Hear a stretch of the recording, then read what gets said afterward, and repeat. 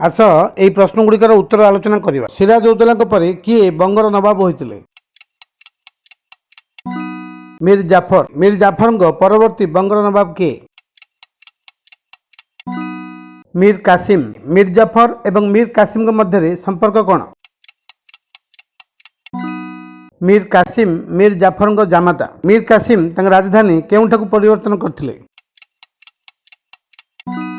ମୁର୍ଶିଦାବାଦରୁ ମୁଙ୍ଗେର। ମୀର କାସିମ କାହିଁକି ବ୍ରିଟିଶମାନଙ୍କ ଉପରେ ବିରକ୍ତ ହୋଇଥିଲେ? ବ୍ରିଟିଶମାନେ ମୀର କାସିମଙ୍କ ଦସ୍ତକକୁ ଅପବ୍ୟବହାର କରିଥିଲେ। ମୀର କାସିମ ବ୍ରିଟିଶମାନଙ୍କଠାରୁ ପରାସ୍ତ ହୋଇ କେଉଁଠିକୁ ପଳାୟନ କରିଥିଲେ?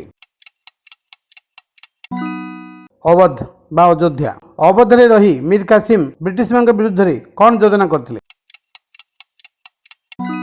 ଅବଧର ନବାବ ସୁଜାଉଦ୍ଦୌଲା ମୋଗଲ ସମ୍ରାଟ ଶାହ ଆଲମଙ୍କୁ ନେଇ ଏକ ବ୍ରିଟିଶ ବିରୋଧୀ ମେଣ୍ଟ ଗଠନ କରିଥିଲେ। ଧନ୍ୟବାଦ।